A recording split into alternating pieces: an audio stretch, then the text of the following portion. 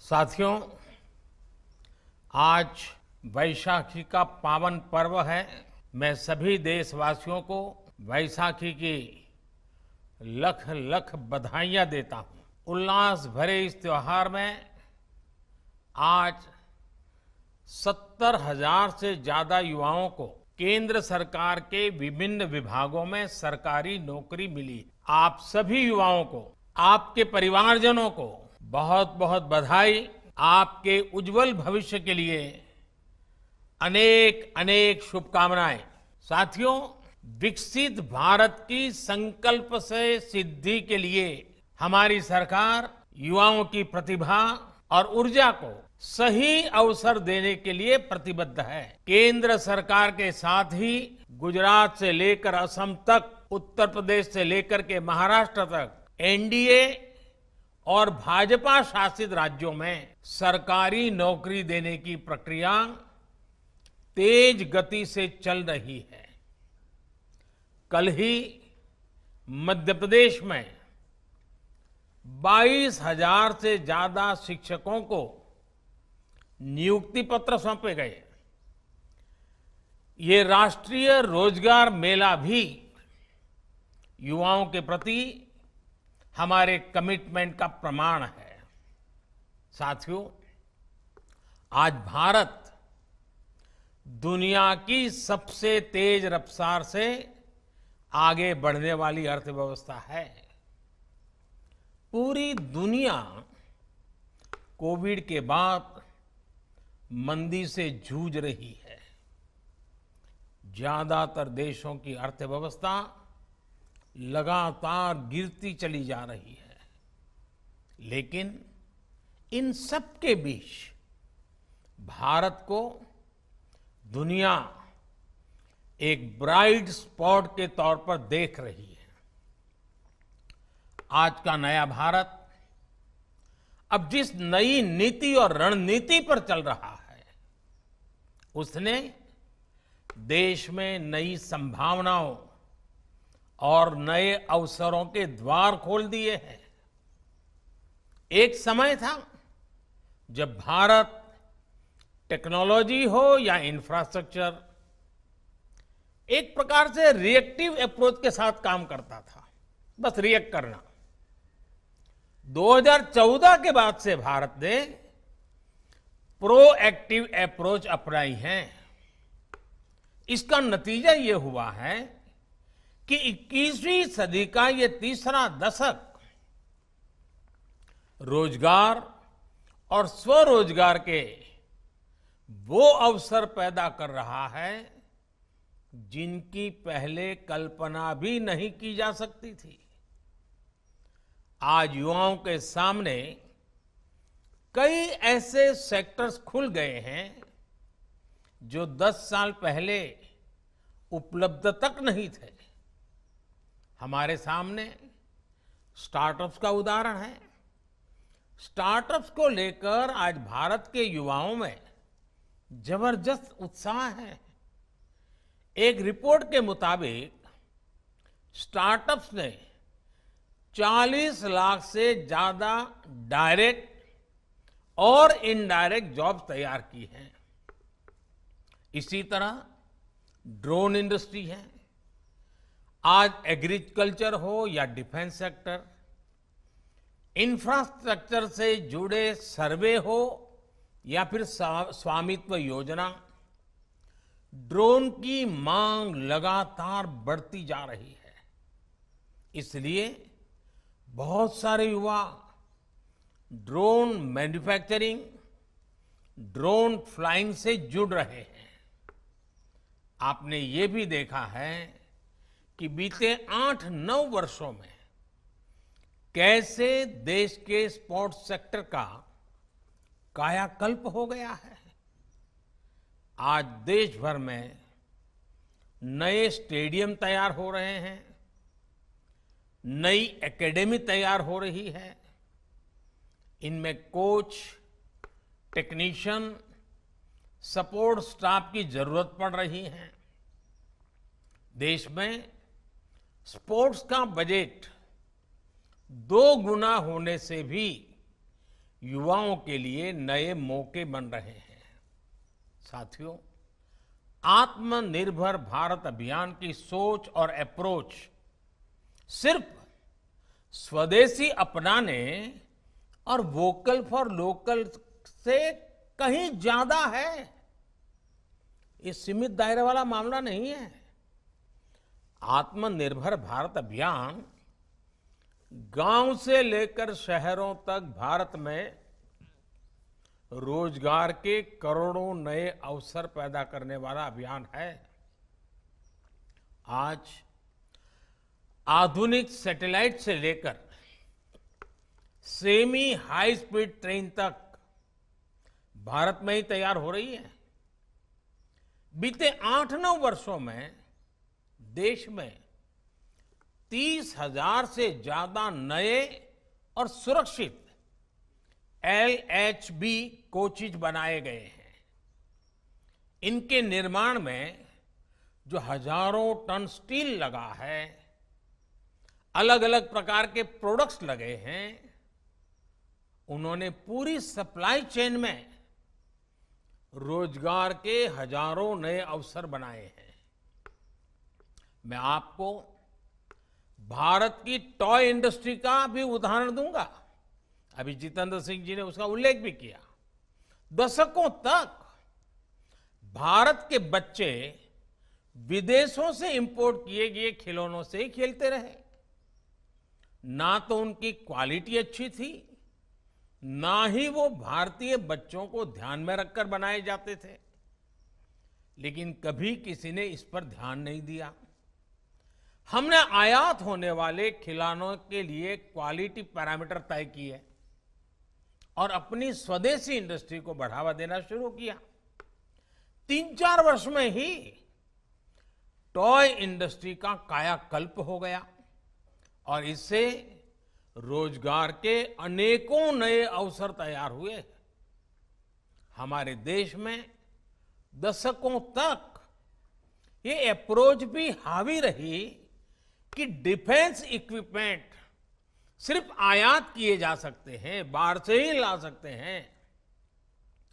हम अपने देश के मैन्युफैक्चरर्स पर ही उतना भरोसा नहीं करते थे।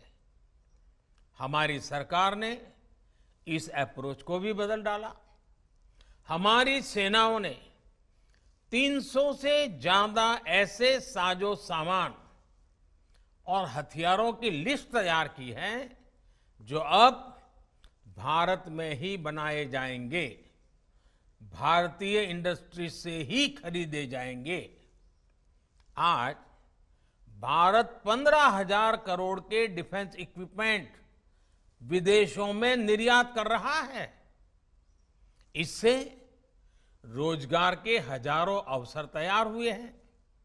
साथियों, आपको एक और बात कभी भी भूलनी नहीं चाहिए। जब देश ने 2014 में हमें सेवा का अवसर दिया, तब भारत में बिकने वाले ज्यादातर मोबाइल फोन विदेशों से आयात किए जाते थे। हमने लोकल प्रोडक्शन बढ़ाने के लिए इंसेंटिव्स दिए। अगर आज भी 2014 से पहले वाली स्थिति होती तो फॉरेन एक्सचेंज पर हमारे लाखों करोड़ रुपए खर्च हो गए होते।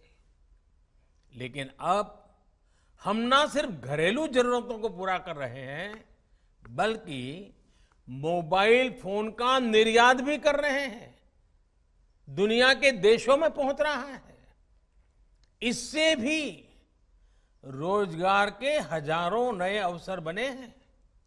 साथियों, एम्प्लॉयमेंट जनरेशन का एक और पक्ष है और वो इंफ्रास्ट्रक्चर प्रोजेक्ट्स में सरकार द्वारा किया गया इन्वेस्टमेंट। हमारी सरकार इंफ्रास्ट्रक्चर प्रोजेक्ट्स में तेज रफ्तार के लिए जानी जाती है।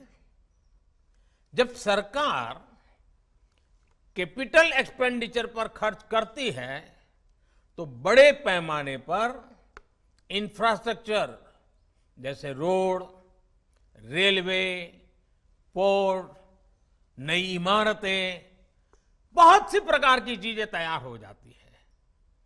इंफ्रास्ट्रक्चर निर्माण में इंजीनियर, टेक्नीशियन, अकाउंटेंट, श्रमिक, हर प्रकार के उसमें तरह तरह के इक्विपमेंट, स्टील, सीमेंट, ऐसी भांति भांति की चीजों की जरूरत पड़ती है।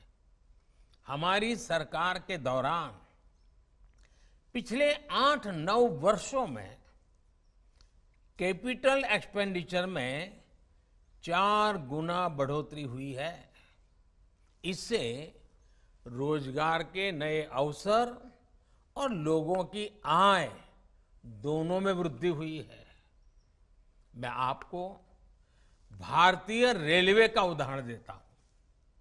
2014 से पहले 7 दशकों में 20,000 किलोमीटर के आसपास रेलवे लाइनों का इलेक्ट्रिफिकेशन हुआ था।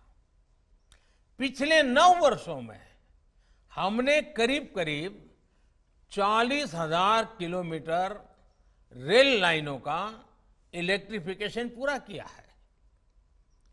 2014 से पहले एक महीने में सिर्फ 600 मीटर नई मेट्रो लाइन बनाई जाती थी। 600 मीटर। आज हम हर महीने लगभग 6 किलोमीटर की नई मेट्रो लाइन बना रहे हैं। तब हिसाब मीटर में होता था, आज हिसाब किलोमीटर में हो रहा है। 2014 में देश में 70 से भी कम जिलों में 70 से भी कम जिलों में गैस नेटवर्क का विस्तार हुआ था। आज ये संख्या बढ़कर 630 जिले तक पहुंच गई है। कहां 70 जिले और कहां 630 जिले। 2014 तक ग्रामीण इलाकों में सड़कों की लंबाई भी 4 लाख किलोमीटर से कम थी। आज ये आंकड़ा भी बढ़कर 7.25 लाख किलोमीटर से ज्यादा हो चुका है। आप अंदाजा लगा सकते हैं कि जब गांव में सड़क पहुंचती है तो उसका क्या क्या प्रभाव होता है। इससे पूरे इकोसिस्टम में तेज गति से रोजगार का सृजन होने लगता है। साथियों, ऐसे ही काम देश के एविएशन सेक्टर में हुआ है। 2014 तक देश में 74 एयरपोर्ट थे। आज इनकी संख्या 148 हो गई है। हम सभी जानते हैं कि एयरपोर्ट ऑपरेशंस में कितने ज्यादा स्टाफ की जरूरत पड़ती है। आप अनुमान लगा सकते हैं कि इतने नए एयरपोर्ट्स ने भी देश में हजारों नए अवसर तैयार किए हैं। और आपने देखा है कि हाल ही में एयर इंडिया ने रिकॉर्ड संख्या में नए हवाई जहाज खरीदने का ऑर्डर दिया है। कई और भारतीय कंपनियां भी इसी तैयारी में हैं। यानी आने वाले दिनों में इस सेक्टर में कैटरिंग से लेकर इन फ्लाइट सर्विसेज तक, मेंटेनेंस से लेकर ऑन ग्राउंड हैंडलिंग तक बड़ी संख्या में नए अवसर तैयार होंगे। ऐसी ही प्रगति हमारे पोर्ट सेक्टर में भी हो रही है। समुद्री तट का जो विकास हो रहा है, हमारे पोर्ट्स जो डेवलप हो रहे हैं, आज हमारे पोर्ट्स पर पहले की तुलना में कार्गो हैंडलिंग 2 गुनी हो चुकी है और इसमें लगने वाला समय अब आधा रह गया है। इस बड़े बदलाव ने पोर्ट सेक्टर में भी बड़ी तादाद में नए अवसर तैयार किए हैं। साथियों, देश का हेल्थ सेक्टर भी एम्प्लॉयमेंट जनरेशन का बेहतरीन उदाहरण बन रहा है।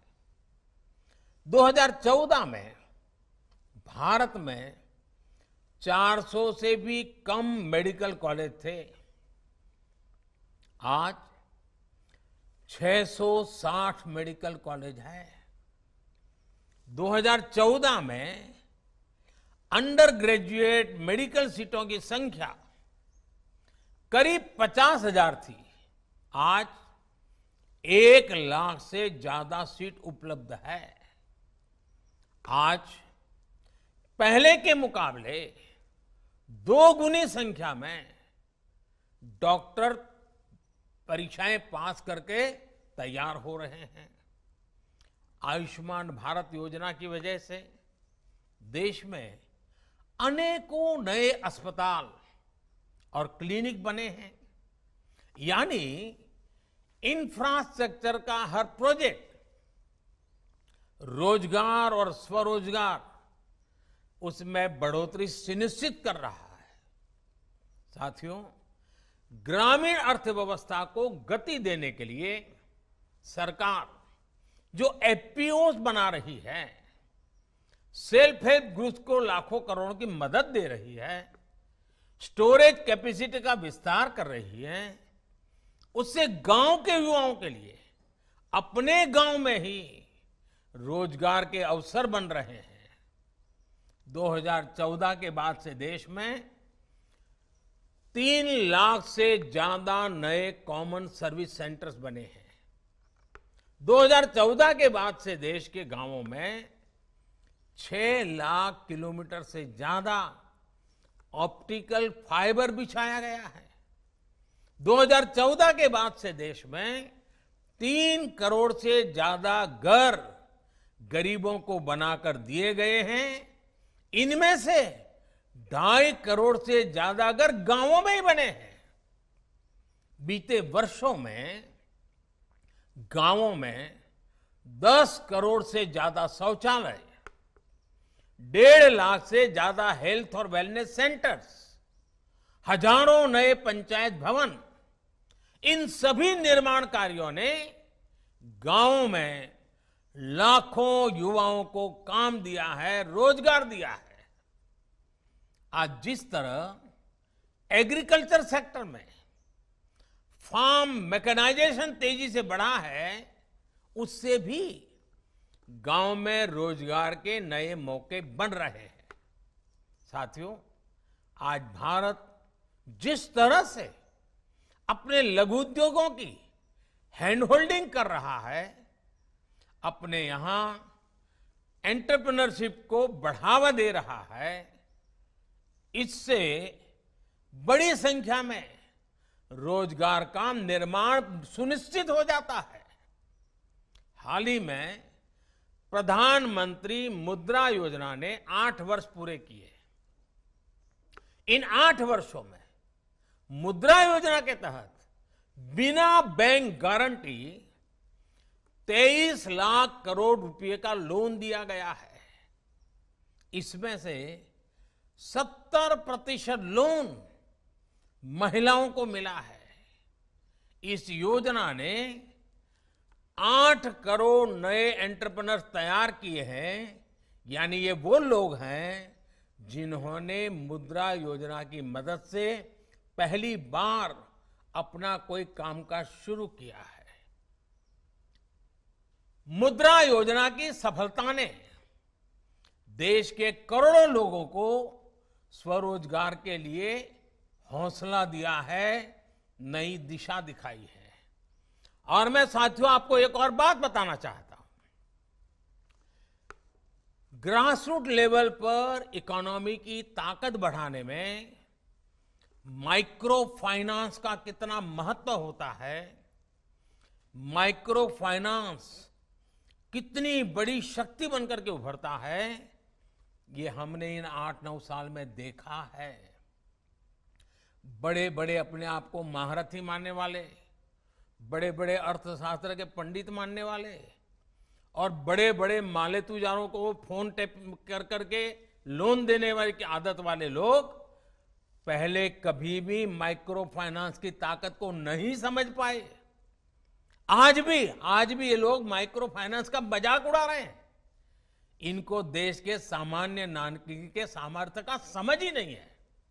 साथियों, आज जिन लोगों को नियुक्ति पत्र मिला है उन्हें मैं विशेष तौर पर कुछ सुझाव अवश्य देना चाहता हूं। आप में से कुछ लोग रेलवे, तो कुछ लोग शिक्षा क्षेत्र से जुड़ रहे हैं, कुछ लोगों को बैंकों में अपनी सेवाएं देने का अवसर मिल रहा है। ये आपके लिए देश के विकास में योगदान देने का अवसर है। देश 2047 में 2047 में जब आजादी के 100 साल मनाएगा, विकसित भारत बनने का लक्ष्य लेकर आगे बढ़ रहा है। और मैं जानता हूं आज आपकी जो उम्र है ये आपके लिए सच्चे अर्थ में अमृतकाल है। आपके जीवन का ये 25 वर्ष देश एकदम से तेज गति से आगे बढ़ने वाला माहौल वाला है और उसमें आप योगदान दे जा रहे हैं। आप कल्पना कर सकते हैं कितने उत्तम कालखंड में, कितने उत्तम अवसर के साथ देश को आगे बढ़ाने के लिए आज आपके कंधों पर आप नई जिम्मेवारी ले रहे हैं।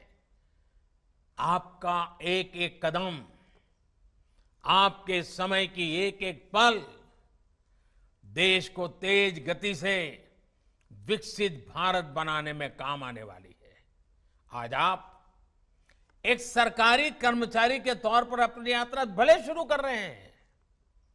इस यात्रा में हमेशा उन बातों को याद रखना चाहिए और हमेशा अपने आप को एक सामान्य नागरिक के तौर पर आप पिछले 5 साल से 10 साल से जब से समझने लगे हैं क्या क्या महसूस करते थे, सरकार का कौन सा व्यवहार आपको अखरता था, सरकार का कौन सा व्यवहार आपको अच्छा लगता था।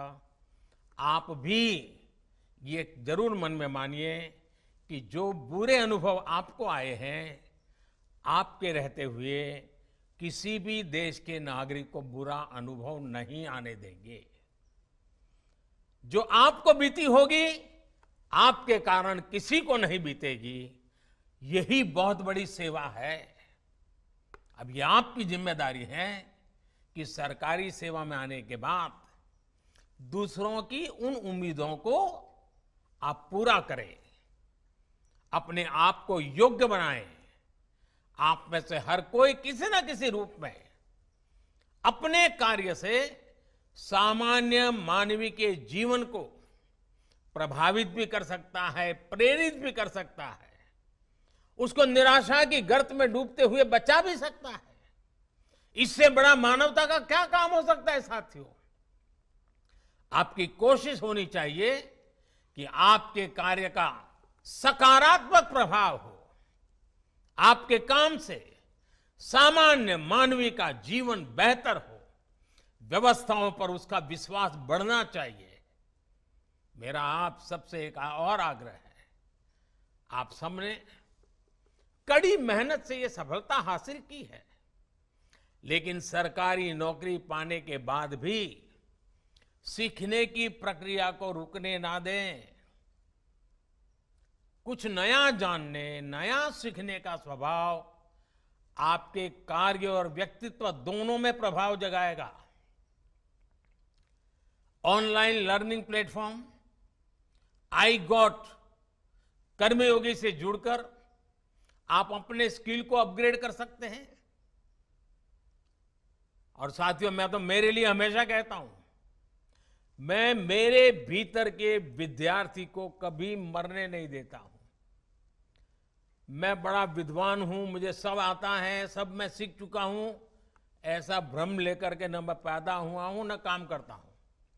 मैं हमेशा अपने आप को एक विद्यार्थी मानता हूं, हर किसी से सीखने का प्रयास करता हूं। आप भी अपने भीतर के विद्यार्थी को जिंदा रखना, कुछ न कुछ नया सीखने की कोशिश करते रहना, वो जीवन के नए नए द्वार खोल देगा। साथियों, फिर एक बार वैशाखी का पावन पर्व हो, जीवन का नया आरंभ हो, इससे बढ़कर के क्या अवसर हो सकता है। आप सभी के उज्जवल भविष्य के लिए पुनः बहुत बहुत शुभकामनाएं।